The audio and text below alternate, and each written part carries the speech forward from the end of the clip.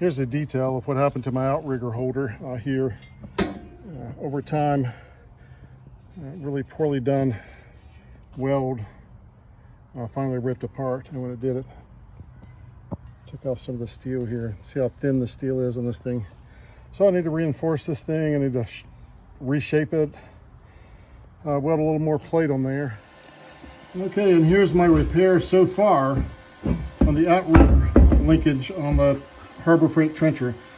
Because this sheared off in a weird place here and bent completely out of shape, the easiest thing for me to do was take a broken linkage here, rotate it 180 so the hole's still lined up with the pins for the other linkage, and weld it as plate up against here.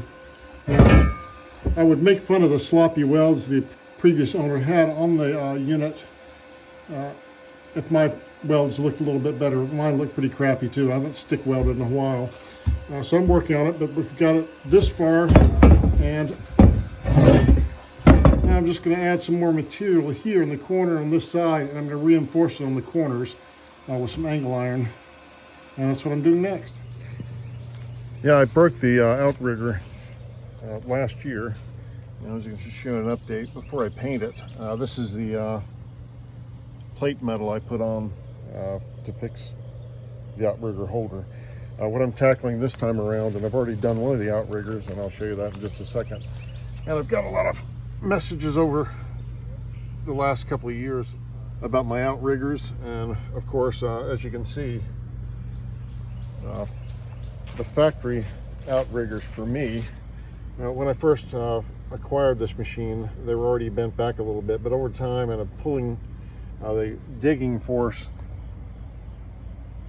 of the trencher itself seems to outpace the strength of the original outriggers. So what I've done on the other outrigger, and I'll show you in a second, is I cut across here with the grinder, and I took this portion that was bent back toward the back of the trencher, twisted it around and welded it so I'm digging back this way into the ground when it's trying to hold itself. And I'll show you what I mean in just a second on the other one. Now here's the other outrigger. And as you can see, I did a couple of things to it. Now I've painted it now as well to keep it from rusting like the other weld joints did. And I didn't put a video up here about me welding because I'm not a welder. I just play one on the weekends.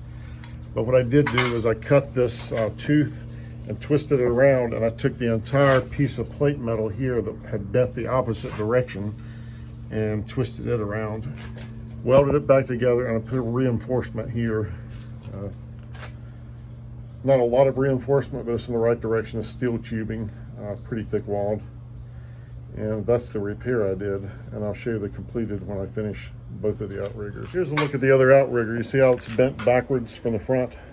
What I will be doing, as I did on the other one, I'll be cutting across here, taking this whole plate and rotating it so my grip is going back that way.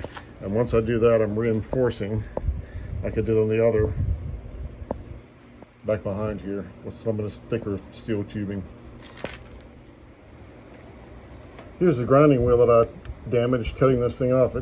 Actually, it was when the metal broke off that it snapped the wheel apart. So, and I'm well dressed with all my proper gears. Here's the cut I was talking about before. The outrigger was bent back this way, and now I'm turning it to go that way. So I'll be able to grip into the ground. And then once that is in place, I'll put a brace right here on the back side to support it so it won't bend back quite as easily. Now here's a look at the some of the trees I took out with the trencher. First I wanted to show, again, my digging has improved considerably, just like everyone said it would and just like I knew it would, as soon as I turned the teeth on the outriggers back in the right direction. So I don't have as much slip and slide when I'm digging. So I had the leverage I needed to take out this arborvitae. Pretty good sized root ball, but it was kind of a surface plant. But this was at a foundation planting at the corner of the house. It was getting kind of large. It was getting near the light lines. I thought about setting it up, see if it'll make it. Anyway, somewhere in the yard if I can find a spot for it. Otherwise, I'll probably just have to cut it up and get rid of it. It was kind of scraggly looking at the bottom, but it took many years to grow it, but it was just not part of the current project. It was destined to be removed. And the trencher's moving a lot better. Again, another thing I did this year for the first time is I had to add some fuel stabilizer to get it started. I got some moisture in the fuel. I'd never had that problem before. And again, as sad as it is, this is its storage. It's just got a bucket on top of the engine. I don't have a garage to put it in. I don't bother with tarps too much. I probably should. But trenchers are back together.